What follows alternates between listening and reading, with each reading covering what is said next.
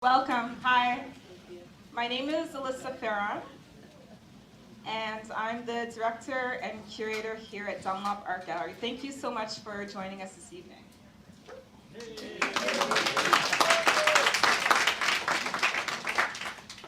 So we are here tonight to celebrate the one and only Judy Anderson.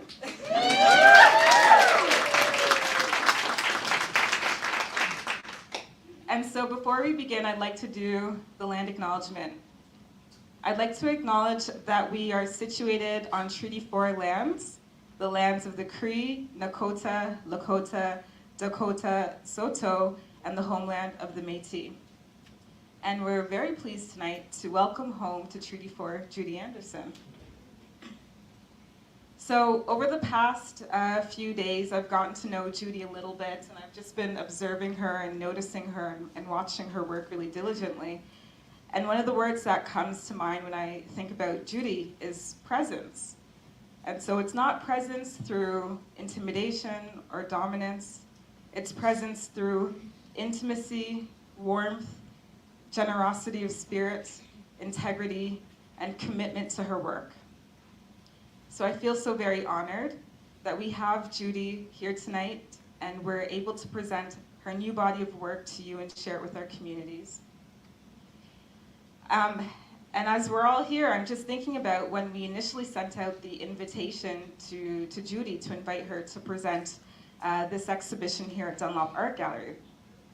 And so one would think that by us sending out this invitation, we chose Judy, but in fact, Judy chose us. And so I genuinely feel that I'm quite pleased and honored that Judy chose us to present this new body of work, this incredible, wonderful body of work. And so I want to thank everyone again for being present with us here tonight and to welcome home Judy. And I hope you enjoy your evening. So I'm going to pass it off to Wendy Peart, who will introduce Judy. Thank you. Thank you, Alyssa. Thanks for that warm opening remarks. So I'm Wendy. I work here at the Dunlop Art Gallery as the curator of education and community outreach. I've had the privilege and honor of working with Judy in this capacity over the past few years as we've been preparing for her exhibition. It's a whole team effort. It's not just me. It's a whole magnificent team at Dunlop Art Gallery and beyond. Before I introduce Judy, I just want to thank artist Audie Murray for serving and sharing cake this evening. So thank you, Audie. I also, I also want to acknowledge a great writer here tonight who contributed the essay to Judy's exhibition.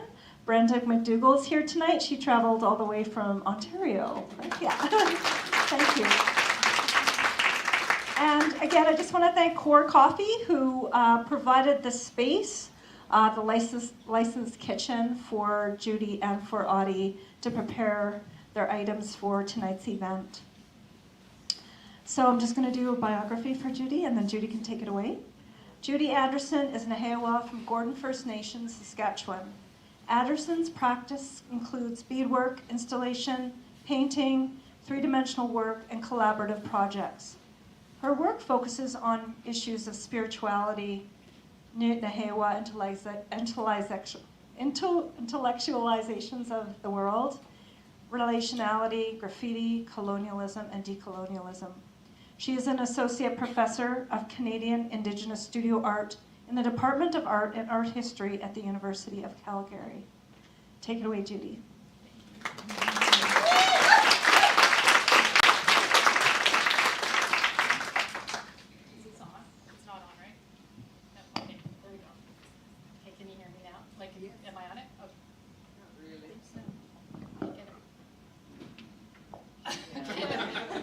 I don't know what I'm doing, so here we go. I have to tell you all that I'm a little nervous and I can't believe that it's already Friday night. We've been going, like every minute of every day has been just like, I can't believe it's this time. And so we were running in and I was like gonna gussy up and try to put on some makeup and stuff, but that didn't happen. But I got my clothes on, so I'm really happy about that, which I'm sure you all are as well. So thank you. So I'm going to start now. So, I have to also tell you, so I've been writing my, I probably shouldn't admit this, but I'm going to. I've been writing this artist talk for a couple of weeks, but I just have not been given enough time, so I've not even practiced. So I will be reading some of it, and then some of it will be just kind of from me up here. So bear with me, and I always start out a little nervous, and then then I flow into it. So, and especially when I'm reading, because I'll just see a lot of stumbly words. So first of all, I'd like to thank Wendy and Thomas and Alyssa for their unwavering support for me over the last couple of years and for offering me the solo exhibition. I'm honored to be showing at the Dunlop and in my hometown especially. So thank you to the Dunlop Art Gallery for trusting in me, and thank you to the amazing installation team, which is Cody, Micah, Jesse, and my significant other, Larry. He's not here, he doesn't do art, just supports it. So, I also have to thank the team who helped me make the intervention performance happen. So that's Debbie Murray, Judy Anderson, and Thomas Johnson, wherever you are. I can't see you. There you are. Thank you. And thank you all for coming tonight. I'm honored that you took time out of your busy schedules to come and to be here. I was having, no, never mind, I'm not going to tell you that. So, finally, I cannot express how good it feels to be home and to have my sister Jenny here. Where is she now? I can't even see her. There she is. So that's my sister Judy Anderson. She's getting me through a lot. So she got me here tonight, and without her I probably would still be kind of trying to get here. So she's been my right-hand woman since she arrived, and it's the first time that she's been immersed in my work world. Like, so she's kind of watched from a distance, but she's not ever like helped with the art or anything. And so this week she was helping with installation, and she said it was fun, right? Yeah. Okay. And I'd like to also say that, so I'm going to be talking, but I might like get off track and then come back. So it might not be a straight line, but a bunch of circles coming back to the main circle. Okay, so first of all, I need to acknowledge that the person who taught me to bead was Sheila Orr. And it was when I audited one of her classes at the First Nations University of Canada. And then I also need to acknowledge my friend and art teacher, Ruth Cuthand, whose seminal work, the Trading Series, I'm sure you're all aware of that work, because it made me rethink the application of beadwork and art, and how Indigenous people were using it to make art. And I wasn't a beader until she beaded that piece, and it was at that point I went, okay, I've got to try to do something like that. There were other artists that were Indigenous artists that were using beadwork in their artwork, but it was her work, that one, that made me want to try something out. And so because of that, I'm mostly known from beadwork, and I started with this piece in 2012. And it's a piece that I made to honor my son Cruz and his journey as a graffiti artist. And so that was his first burner from when he was 12 years old. And a lot of people know this piece, so I won't tell the story around it.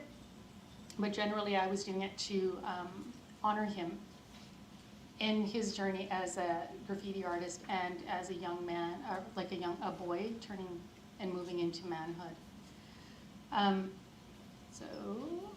So when I was first invited to come and do the show, I thought, yahoo, right on, I'm being invited, it's gonna be great. And then I thought, oh no, I don't have a lot of work, I don't know what I'm going to do. And usually my work is really big, and so I spend a lot of time on it, it takes a while. And I didn't have enough beadwork to show, or a lot of the work that I do have, because it's very time consuming, has been shown in Regina quite a bit. So I had a couple of bead projects that I wanted to do, but I wouldn't have enough time to maybe get one done, and then it wouldn't fill the space. And so the space, the size of the gallery was frightening to me. So I was like, oh no, no beadwork, no, whatever. But at the same time, it was like a blessing in disguise, because I've been thinking about indigenization for a long time. And specifically, it started a long time ago, but when I really started thinking about it was when I applied for my job at the University of Calgary. And I was hired as part of a cluster hire of 7 Indigenous faculty members undertaken by the University of Calgary's Faculty of Arts, which was explicitly signaling an intention to create a strategy for decolonization and indigenization in response to the release of the TRC 94 calls to action. So what started me thinking about indigenization was a question that I was asked in my interview. And I can't remember the exact words, so it was a better question what I'm about to say. But it was along the lines of, how can you support the indigenization efforts of the Faculty of Arts? And my answer was something like, again, I can't remember exactly how it went, but it was, truthfully, I really don't know what indigenization means. Because I work in an institution whose vision and mission is founded on Indigenous beliefs and knowledge systems. Once I understand how the institution defines indigenization, I'll be able to answer the question. In the meantime, I'll bring the knowledge I have as an Indigenous person. So I didn't think I got the job, and then I got it. So I went, okay, let's go figure out what this is. And so at this time too, they hadn't launched their indigenization strategy yet, so there wasn't anything to read and where they were headed, so it came after I got the job. And I'd like to say right now that I've been impressed by the University of Calgary and the Faculty of Arts administrative response and support for indigenization. So they're making progress and advances quite quickly. This said, there's still work to be done everywhere, in all institutions and within many people. So in speaking about this topic, I'm not critiquing the university, I'm thinking about indigenization in general. And in ways in which I've worked with the ideas under the umbrella term indigenization, before, during, and after I understood what indigenization may mean outside of the First Nations University, an institution whose vision and mission is founded in Indigenous beliefs and knowledge systems. At the same time, we need to acknowledge that it means something different to everyone, which in turn dictates what an individual or a business or an institution, religious, university, etc., or the government is willing to allow in the pursuit of indigenization. So in my thinking about indigenization and the show, it allowed me to revisit ideas that started in my undergrad. Okay, so this is an image. This is just a close-up of that last piece. Okay. So around 2000, the year 2000, I found an Indian motorcycle sweater that said Indian on it. And that's it. That just said Indian right across. So it didn't have the Indian motorcycle logo or anything. It just said Indian, and I lost my mind. I was like, oh my God, this is amazing. And it was far too large for me. It didn't fit, whatever, I didn't care. I bought it. And I started wearing it to all my talks. So I was in my undergrad, started wearing it to my talks, and then I even took it into my master's program, and I wore it there. And this is around the time that it was very difficult to find clothing that was made by Indigenous people. It was usually in stuff that you could see out there were, based on stereotypes or, tropes, and that's not what I was interested in. What I really wanted was Indigenous made items, and I couldn't really find them. So what happened was with that sweater, because I started wearing it to places, I kind of started doing these, what I now know are called interventions. And so what I did was I purposely chose my clothing to wear to talks and other important engagements. So I did this, like I said, through my undergrad and into my master's, and then it was around the year 2006 when I was in Santa Fe, and I was at the Institute of American Indian Art, Museum of Contemporary Native, the museum, yeah, there you go, of Contemporary, I'm not saying that right, y'all know what I'm talking about, I hope. So I was in their gift store, and that's where I found a couple of t-shirts. And so this is one of them. I'm sorry, I don't have a picture of the other one. And I bought them. So this one is by Ryan Singer, and the other one I bought was by Virgil Ortiz. And so I was able to now wear these t-shirts when I was doing my talks. And these two, so if, I'll just go here. So on the very back one with the white, that's the Virgil Ortiz one, and then the other two are ones that I've made. And the front one is one I made for tonight. So, okay, So I just want to, just as a little side note, so when I was doing my interview at the University of Calgary, I really wanted to wear one of these t-shirts to the artist talk, but I didn't, because I didn't know if it would be something that they'd be willing to accept as part of my interview. But, I mean, that's, you know, and it should have been, right, because it's the Department of Art and we're open-minded and all that kind of stuff, but I still, as an Indigenous person, I didn't know if I could do it, so I didn't. So then, more recently so last year, so in the fall of 2021, it was a term that began following the discovery of the hundreds of unmarked grave sites at the former residential school sites, right? And the first National Day for Truth and Reconciliation, also Orange Shirt Day.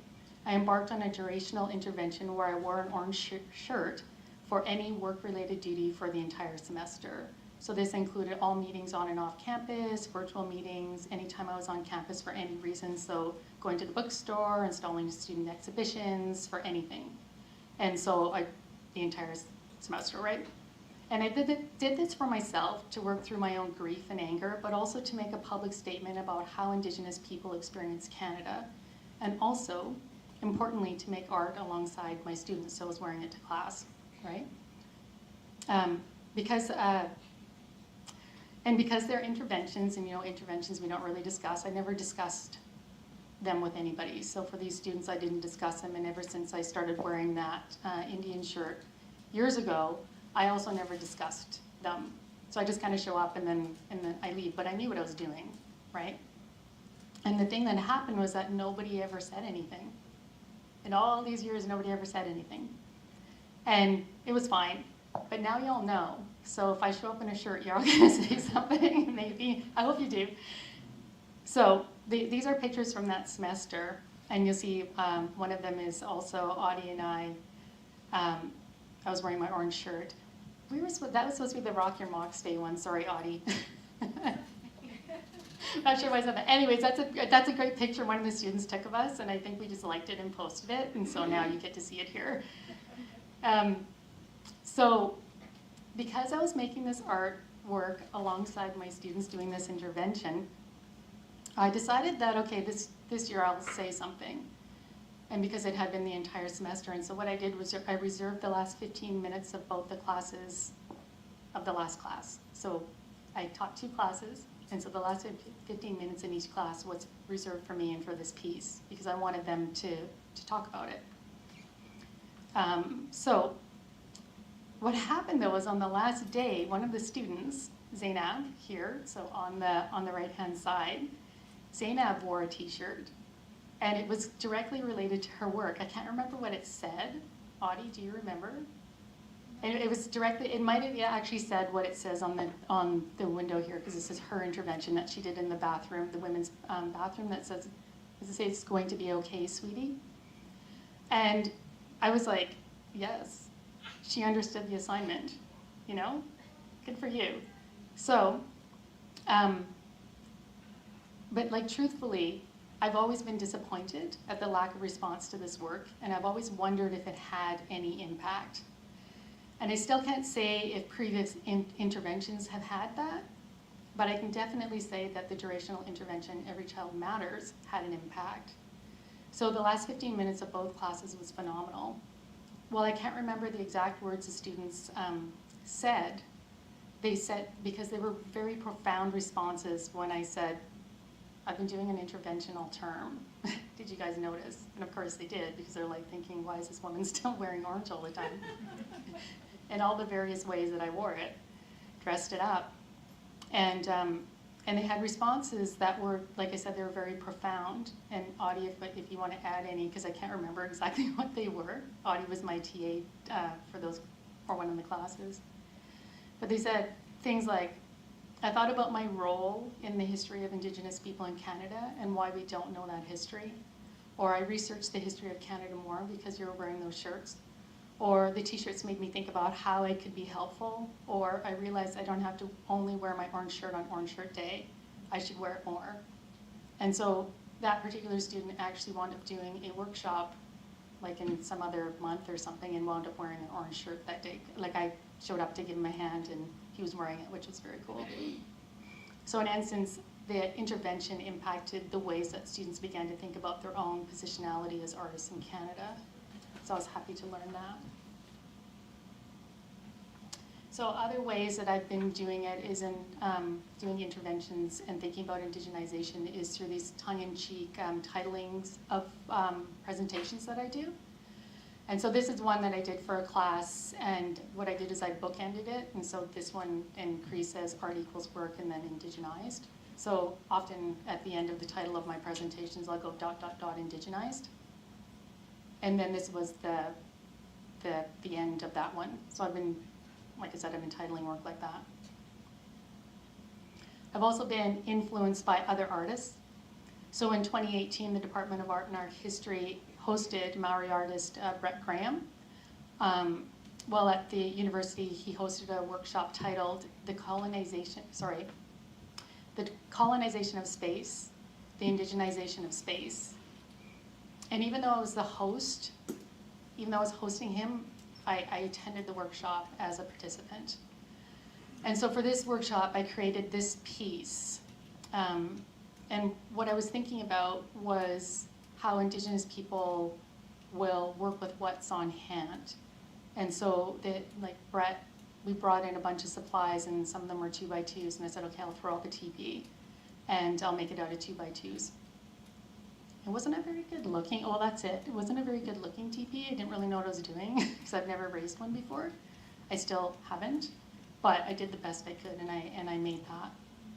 And then what I did is I took, and it's similar to upstairs, like I tweaked it for the one upstairs, but I just took a piece of the smoked moose hide and I threw it over top. And so what I was thinking about also was indigenizing space through smell. So what I've done in the past is I've also walked through the department with a hide. So I'll take it out of the bags. I have hides in my office. And so my office is indigenized because that smell is always there. But I'll take the hide and I'll walk through the building with it. And so I leave that smell for however long it will linger. But what's happened and what's really kind of fun is that people will come out of their offices or come into the hallway like 10 minutes later and they're like, oh, Judy was here. Where's Judy? Hey, wait, did you see her? Which direction did she go? So they know it's me. Okay. Then, so this one is also in the exhibition. As she walked down the hallway, she unintentionally indigenized. So in my Indigenous art class at the upper level, one of my students made a jingle dress. And on the last day of class, she was scheduled to present her work, tell her story, tell us why she made that work. And so it was her turn. And I said, okay, it's your turn, you gotta do it. And she went, oh, just a minute. And she gets up and she said, I have to go change into my dress. And then she ran down the hallway and we waited for her and she changed and then she came back. And as she was walking down the hallway, she just made that sound. It was just, and she was walking and you heard it and I went, that's indigenization. That's it. That is indigenizing space through sound. I love it. If we can have more of that. And and I just felt like I just kind of sank into it and I thought, this is amazing. And it was actually that piece that is a catalyst for this show. And so, I couldn't stop thinking about that sound. And so I made this piece. So, and at this point I was still thinking about that I still didn't really know what indigenization meant for me. So as a nêhiyaw person who doesn't want to read theory or take a deep dive down the indigenization definition rabbit hole, how would I indigenize? That's when I realized that indigenization is easy. It really is easy. It's as easy as being able to walk down the hallway with a smoked hide and letting the space fill with that beautiful smell of the hide instead of having to keep it in a bag so that it doesn't irritate the nose of someone in Indian affairs. Or being allowed to smudge in your office because you're preparing for a hard meeting, or able to walk down the hallway with a jingle dress without being too loud, or hearing your language being spoken around you and fully understanding it. So in essence, it's about being allowed to be who you are without it standing out or feeling that it is an effort to make happen, or worse, having people steal it, or being othered. So because this exhibition is working with the senses, I was recently asked a question about my exhibition, and it went something like this. So are you creating another world for people to walk into? And this was a real eye-opener for me. And while the person likely didn't mean to do this, I had not felt more othered than I had in that exact moment for a very long time. And if we're truly to indigenize, we have to stop thinking that when we do stuff, that it's different. Nobody thinks they're walking into a nobody thinks that when they're walking into a coffee shop that they're walking into another world. We walk into it and it just is.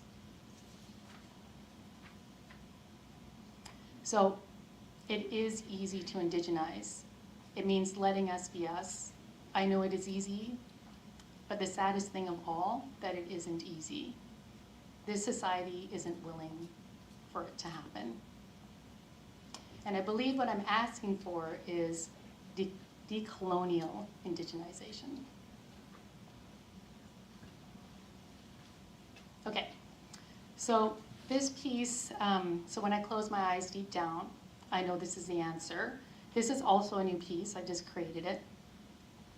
And so I'll just talk about colonization for a little bit. And so we know that it has had a negative impact, and like on individuals in ways that we don't really think about. And so in one of the ways that it's kind of manifested itself in me, I have this little note that says, decide what you want to share. So as I'm saying this, I'm like, what am I going to share? So one of the things that it's had on me, and I know that this is part of, the generational effects of residential school, is that there are times that I don't really like myself, right? But this is something that I've been taught, it's learned, because we were taught not to like ourselves, and taught to not be who we are. And as a part of that, I've had profound homesickness for a really, really, really long time. And I can pinpoint when it started. I actually have 2 points in time when it started.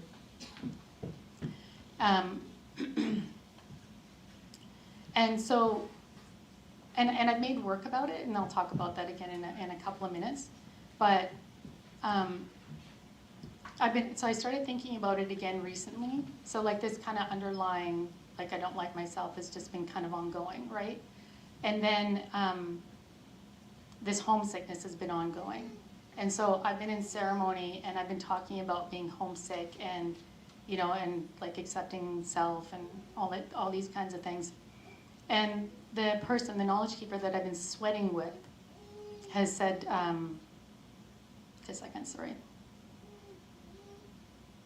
Okay, so he said some things. So after I spoke, he responded, and I'm going to try and do the best I can with what he responded with.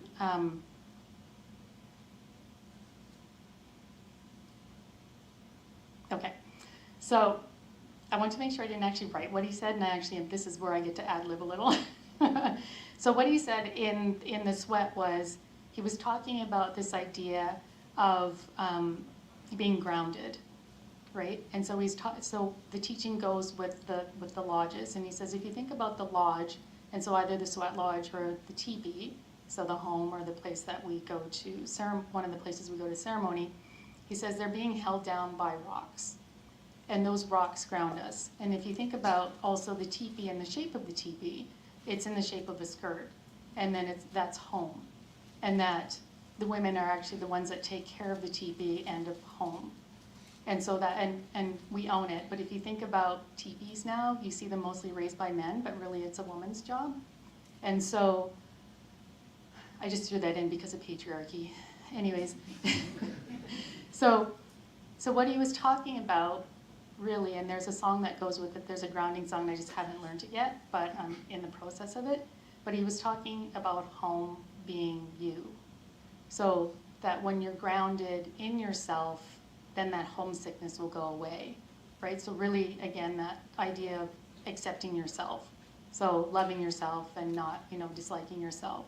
And so that grounding exists there. And so we did it through the the shape of the lodge and the shape, and rocks, right? And of course the rocks are our grandfathers, and you know, they're old and they have great knowledge. So I made this piece. So this is just, it's not complete. Because the work hasn't been documented, so the paper isn't on the piece or underneath the rocks. You'll see that when you're upstairs. And so I made this piece thinking about that, and I was thinking about how the teepee is a skirt, or like a skirt.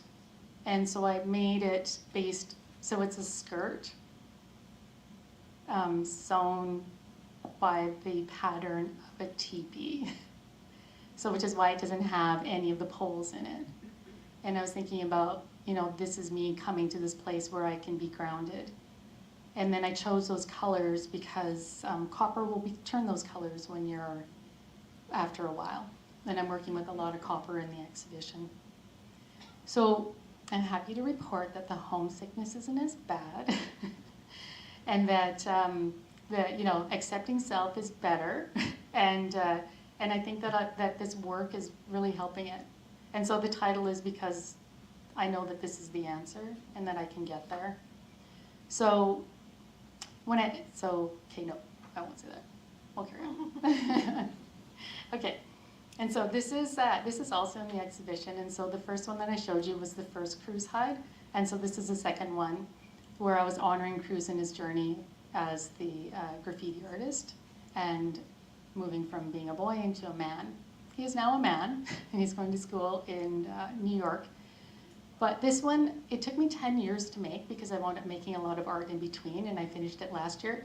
Somebody invited me to an exhibition as a group show, and I was like, please, God, oh, please, please choose this. Will you please choose this piece so I can finish it? And so they did, and I finished it last year. We don't know so whenever I do work, I think about it in sets of 4. And so the idea was that I would do 4 of these, and now that Cruz has kind of moved on from graffiti, and he's moved into the work that he's doing now, I don't know if we're going to finish it or if it'll change slightly. So that should be coming. And then, I'm just going to show you a little bit of extra other work that hasn't really shown very much, but that I've made. So past work now, moving away from Indigenized. So I was invited by Yoko Ono to participate in a new version of her water event, which was originally created in 1971. So this contemporary version showcased myself and 5 other local Indigenous artists from Calgary, and it was shown at Contemporary Calgary as part of her larger exhibition, Growing Freedom. So we were asked by Yoko Ono to make, I want to just keep saying that, Yoko Ono contacted me and said, honestly, I did get the email and I was like, oh, this is junk mail. I'll just get rid of it. And I ignored it. And then about 3 hours later, I looked at my husband and I said, you know, there's this email that I got from Yoko Ono apparently. Do you think I should look at it? So I did. Anyways, so we were invited, I have to find my place here. So we were invited to make a thing or choose a thing to put water in for somebody specific in our work, and to make an offering of water, either to change their minds or appreciate their efforts of trying to change the world for the better, or something, or some group of people in need desperately for water and for love. So on the label accompanying this one, what I did was I made it for the Indigenous people in Canada who are in water crisis.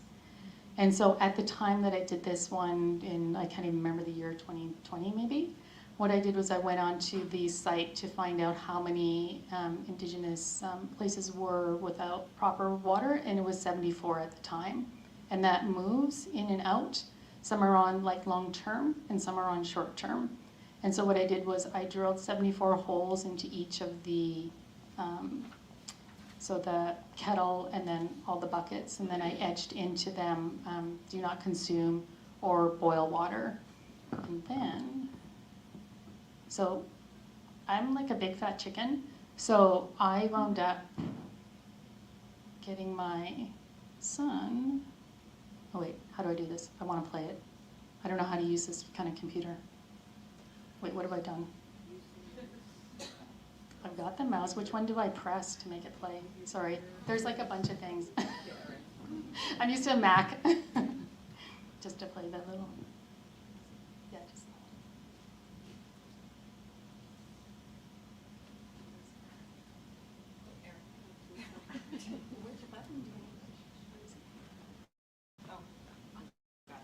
There we go.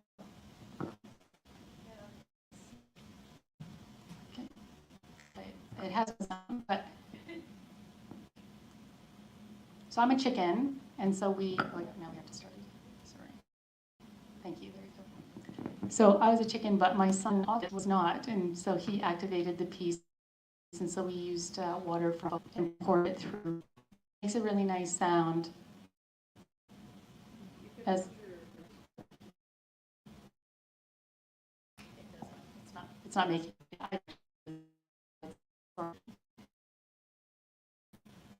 That the water is pouring in. Ideally, I would have had to remove it. The like going out and coming back in, but what I was referencing was wet, and then the old time.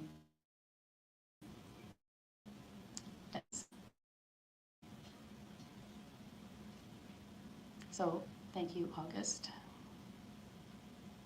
Okay, wait. Okay, there we go. Okay, so this is work that I did with crews. So we also do collaborative projects, and this one showed at the Alberta Biennial. And in this one, it was really interesting because I said, do you want to collaborate again? And he said, yes. And so he came up with the idea, and so I ran with it. I was just like, I wanted him to take this one, because when we collaborate, it's mostly me going to him saying, hey, do you want to collaborate? And then he says, yeah, and it's okay, this is what we're doing. and then he'll tweak it a little bit, but this one he did. And so what he wanted to do was he wanted to talk about the loss of language, and he wanted to talk about, like he wanted to put in, not graffiti, but also kind of messing with letters. And he wanted to think about the work that he'd been doing when we were in London and working with gold leaf. And I was like, let's do this kind of emotion thing. And so what we did was the pieces were having a conversation. So the ones in underneath the covers are his work, and the ones hanging on the wall are my work. And there are beaded pieces on the back, and actually they're in the one with the t-shirts. And so what we were doing was, he was allowed an emotion, and so he said, I am angry. And then in my response was, he is angry. There's no pronouns, but you get the gist. And then mine said, I'm homesick, and his said, she is homesick. And as you can see, he was kind of being a little cheeky in his titling. And so he left his name off of it. And he was thinking about how we look at work that's in museums and stuff, and there's nobody's name attached to it. And then we were also thinking about the difference between what we find important, like the metals. So copper is important for Indigenous people, whereas gold is important for non-Indigenous people. And this is, so all the beading that I did with mine was in copper beads and that. Yep. There's more to it than that, but I'll leave it there. Okay, and then I just thought I would quickly talk about this. This is like the saddest talk I've ever given, I swear. Sorry, everybody. I'd rather be making you laugh. So I think I'm known also for the honor work that I do, and so this is one of my most recent pieces, and it's shown in Regina, and it's now traveling in the, my goodness, Radical Stitch exhibition that's traveling Canada now.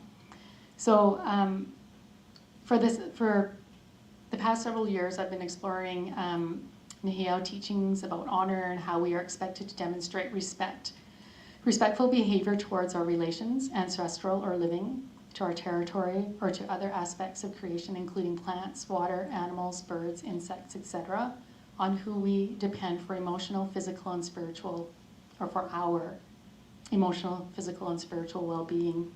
This is part of my broader research that I'm doing, but what I what I'm doing is I'm honoring people, but I'm also honoring beings and things that we believe in Indigenous society, about in Indigenous society. And so in this one, what I was doing is I was honoring my brother, who was a 60s scoop baby.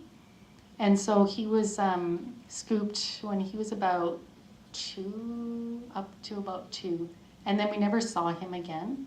And when we finally were able to find him, so my mom reached out and found him, he had passed away already. So we never did get to meet him. And so when I was making this piece, when I make the pieces where I'm honoring people, I think about it as a relationship and the relationship that I have with them. So I bring myself and them into it. But I didn't really know my brother. So I didn't know him beyond that 2 years. And so what I wound up doing was I had what I would say is a conversation with him, trying to figure out, like, my mom wanted me to make a piece, and she had wanted me to make it with something else, and I said, well, I'll try and make that work, but it just wouldn't come.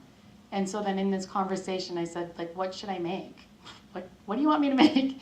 And he said, well, it's always about the relationship that you have with the people. And he said, what is our relationship?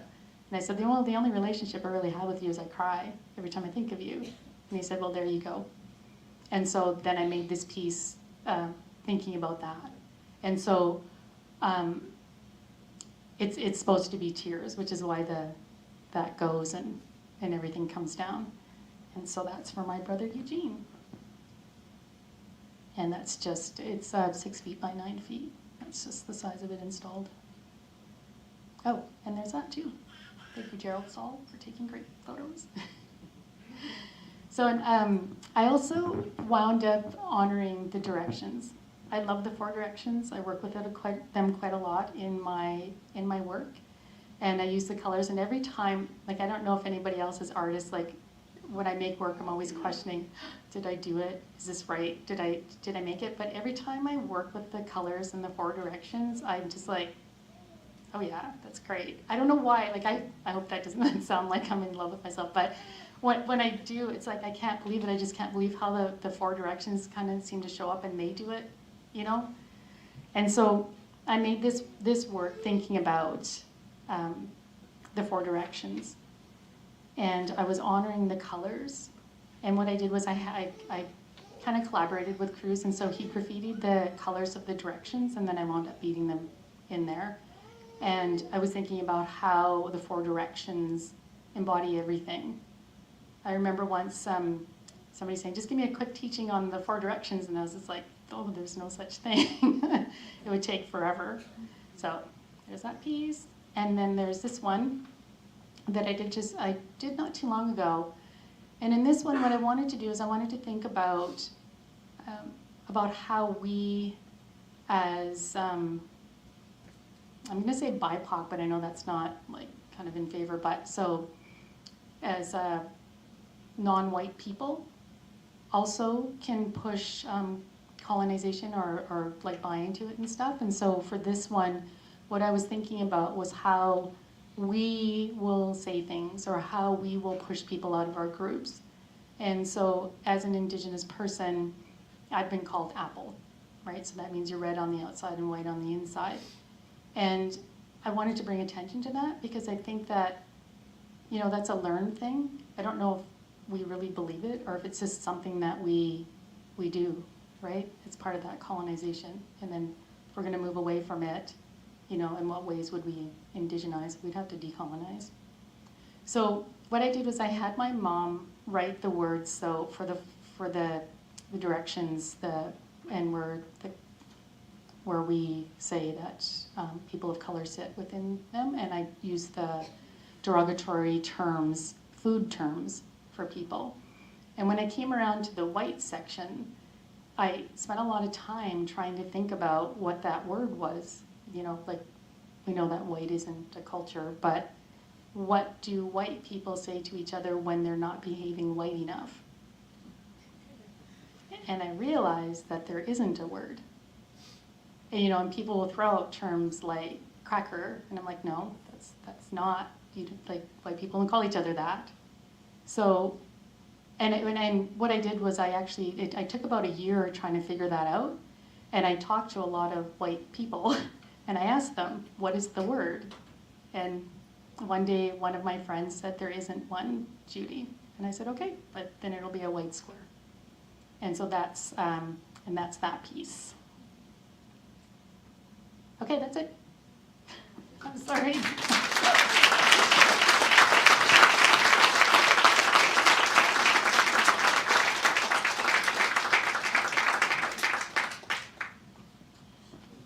Thank you so much. This is louder than Thank you so much, Judy, for that really thought-provoking talk. So does anyone have any questions for Judy? I'm going to walk around and pass the mic. So if you have questions, just raise your hand and I'll come around with the mic. Don't be shy.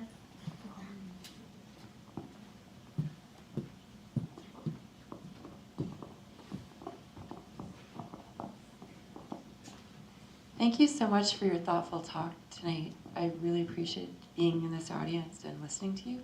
And now I feel like I really want to ask you about your t-shirt. Oh. Thank you.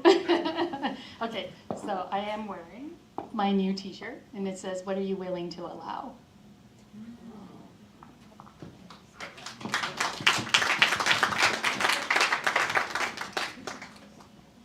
My sister's wearing it too.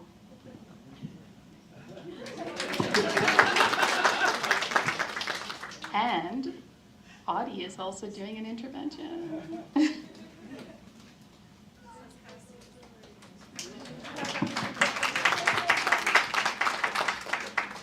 And Steve and Emil, where are you? They went home. Oh, dang. Okay, they were also doing an intervention. Sorry, say that again? It's baby time. Okay. I use my teacher voice to ask if you have an edition for sale. Like an edition of the shirts? Where? Yeah. Oh, no, no, sorry. They're spray painted.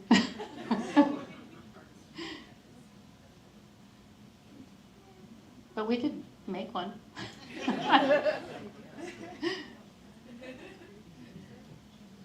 Anybody else? Any other questions?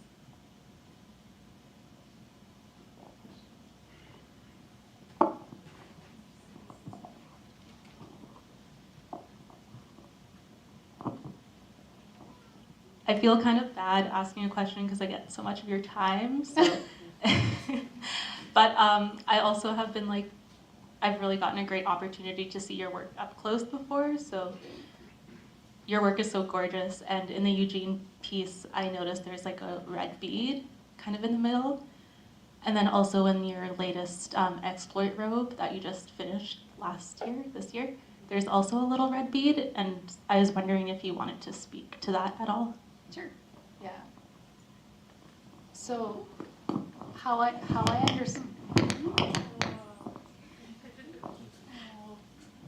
understand the teaching is that like nobody can be perfect, and so when you're beading, and so this sounds bad, but if you're a good beader, and I'm not saying I am, people will put in a bead out of place, and so they call it the spirit bead, and so they're saying that it's the it's the humility bead, and it's because the only being that can be perfect is creator, and which is really like creation, and so that's what it is. But when I put it into the Eugene piece, it was actually my heart, right? So I tried to put it in the we stopped weaving at a certain point, so it should have been a little bit lower.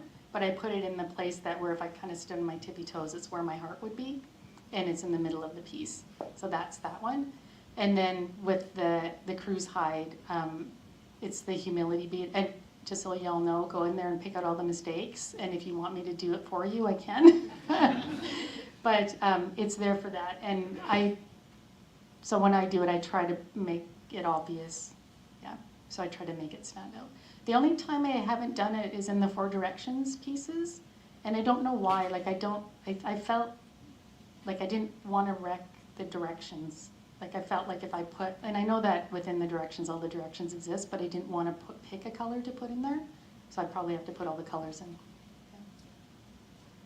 Thanks, Audie.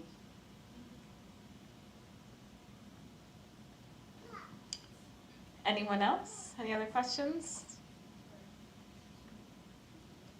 Okay, there's one more down here. I'll come around.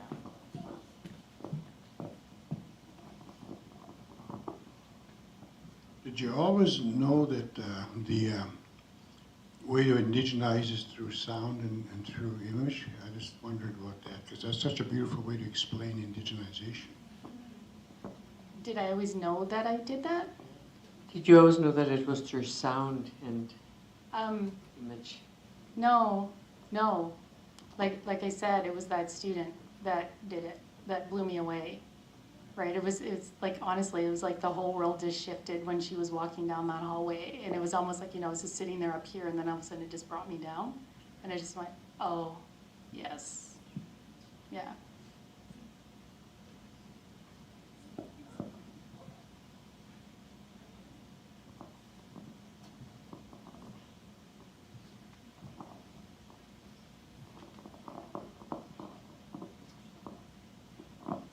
My name is Kara, and I like your tea piece. Thank you. Thank you. Yeah, on movie, on a screen, Oh, an experiential scene.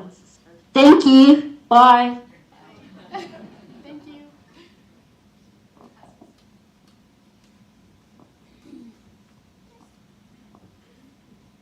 Okay, good. Okay, thank you so much. Thank you so much, everyone, for your questions. And thank you again so much, Judy, for your talk. So I want, okay, sure you can do applause.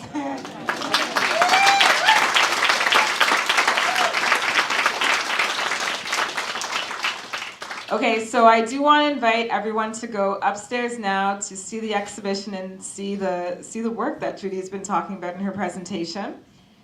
We have some snacks that were provided by Core Coffee. Also, I want to say that the playlist that is going to be played upstairs, the music, the songs were selected by Judy Anderson, Judy's son, who she speaks about in her presentation. So thank you again, everyone, for joining us, and see you upstairs.